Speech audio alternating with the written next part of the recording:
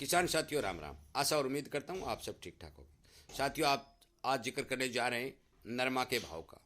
नरमा के अंदर मैं आपको बताने जा रहा हूँ कि अब मौके पर क्या पोजीशन चल रही है, कितनी गांठें सरकार ने खरीदी है, कितना माल बाजार के अंदर आ चुका है और कितना शेष बाकी है।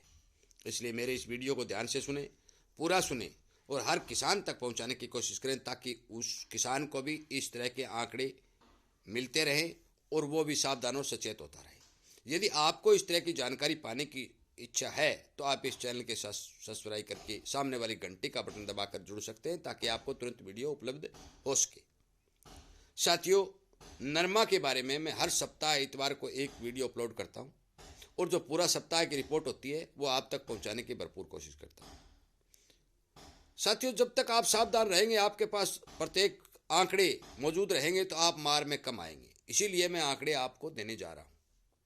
साथियों, मैं आपको बता देना चाहता हूं कि अब की बार सरकार ने 302 लाख गांठ के उत्पादन का लक्ष्य रखा है। एक प्राइवेट एजेंसी है, उसने 299 लाख गांठ का लक्ष्य रखा है। परंतु मेरे पास जितने भी जानकारी शिलिंग मिल वाले हैं और उनके सबके जो आंकड़े हैं वो केवल और केवल 260 लाख या 265 लाख गांठ के अनुमान लगाए जा रहे हैं। साथियों, अब हम बात करते हैं कि आज तक कितनी गांठें बाजार में आ चुकी हैं। साथियों, मैं बताना चाहता हूं कि लगभग 130 लाख गांठ बाजार में बिक चुकी हैं, जो किसान के घर से निकल चुकी हैं। साथियों, लगभग आधा नरमा बाजार में बिक चुका है, जिसमें कुछ किसानों के पास पुराने वाले माल पड़ा था, वो भी माल उसमें शामिल है। अब हम बात करते हैं कि इसमें से खरीदी किस किस ने की। इस 130 लाख में 3 पार्टनर हैं साथियों। पहला है सरकार, उसने लगभग 55 लाख गांठ की खरीद कर ली है। दूसरे शिलिंग मिल वाले और तीसरे स्टोकिए। आप 130 लाख से 55 घटा दीजिए, लगभग 80 लाख गांठ के शिलिंग मिल वाले और स्टोकियों ने खरीद की है। साथियों, सरकार का जो लक्ष्य है वो मैं आपको बताने जा रहा हूं कि लगभग 125 और 130 लाख गांठ खरीद करने का लक्ष्य है। ये भी आप बात नोट कर। अब हम ये विचार करते हैं कि इन 4-5 दिनों के अंदर रुई के अंदर 100-200 रुपए की बढ़त दिखाई दी है। जो नरमा हमारे बाजारों में बिक रहा है, रुई में 400-500 है, परंतु नरमा के अंदर 100-200 की बढ़त दिखाई दी। आज ही मंडी आदमपुर के अंदर 7450 रुपए, राव सरादी 7500 के नरमा के भाव बने हुए हैं। साथियों, अंतर्राष्ट्रीय बाजार में मंदा है, ये सबको पता है, और उस मंदे के तहत आयातित सौदे होने की संभावना बन रही है। और ये कह रहे हैं कि हम लगभग 30 लाख गांठ का आयात करेंगे। साथियों, आयात करेंगे तो निर्यात भी होगा, ये भी आप मान के चलो। शिलिंग मिल वालों की अब खरीद निकल के आई है, खरीद धीमी निकल के आ रही है, बिल्कुल थोड़ी बढ़त है, परंतु ये धागे की मांग निकलने की संभावना मानते हैं और उस संभावना को देखते हुए शिलिंग मिल वाले माल की खरीदारी थोड़ी बढ़ा रहे हैं। मौके पर इनके पास कोई भरपूर स्टॉक नहीं है। ये केवल और केवल किसान पर, सरकार पर और स्टोकियों पर टिके हुए हैं, क्योंकि या तो माल किसान के पास है या स्टोकियों के पास है या फिर सरकार के पास है। साथियों, जो किसान का माल रिलीज होगा, सरकार का होगा, स्टोकियों का होगा, वो अपने हिसाब से होगा। अंतर्राष्ट्रीय बाजार के हिसाब से वो माल रिलीज नहीं होगा।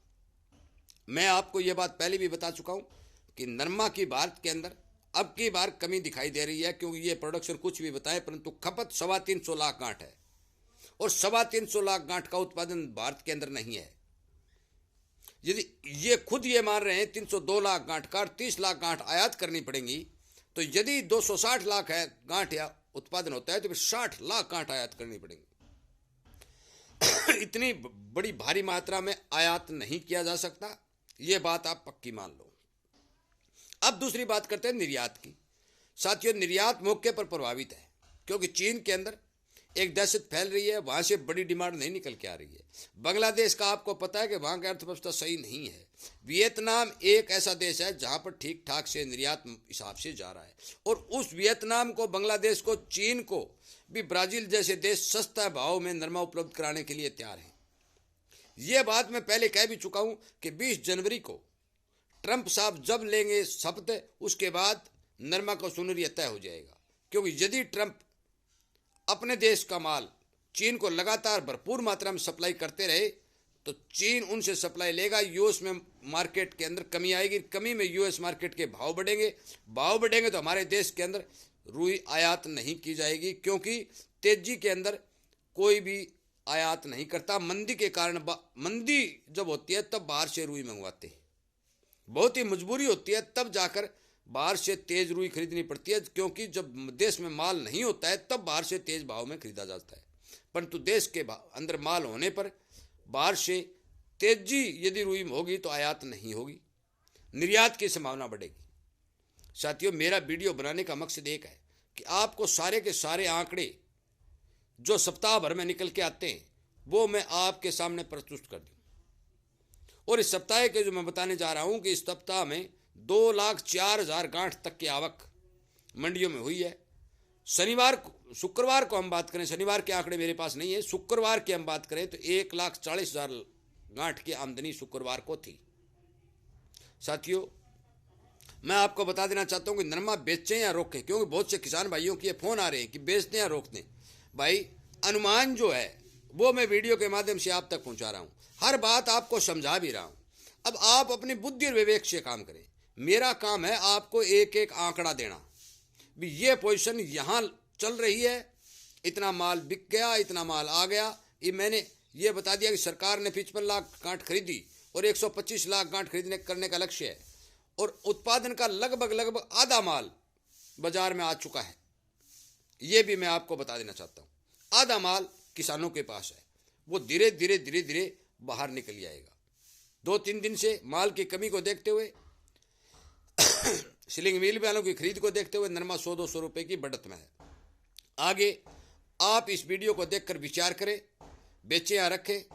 अगले सप्ताह की जो रिपोर्ट होगी मैं इतवार को फिर आपको निकाल के दूंगा कि भी ये सिचुएशन इस सप्ताह में रहने वाली है। यदि भारी तेजी दिखाई देगी तो भारी तेजी बता दूंगा, भी भारी तेजी बता रहे हैं, और यदि यही भाव दिखाई देंगे तो मैं यही भाव बता दूंगा। परंतु ये बात नोट कर लेना कि ज्यादा मंदी नरमा के अंदर कतई दिखाई नहीं दे रही है। ये बात 100 की 100 सही है कि ये मत सोचना कि नरमा बिल्कुल पिट जाएगा, ये कहानी कहीं नहीं होगी। इसलिए मेरे इस वीडियो को ज़्यादा से ज़्यादा शेयर करें, हर किसान तक पहुंचाएं, जागरूक करने की कोशिश करें, और मेरी किसानी मुहिम का साथ देकर चैनल की सदस्यता को बढ़ा करके हर किसान को जागरूक करें, ताकि किसानी बचे, हम सब का फायदा हो, हमें सस्ते में माल न लुटाना पड़े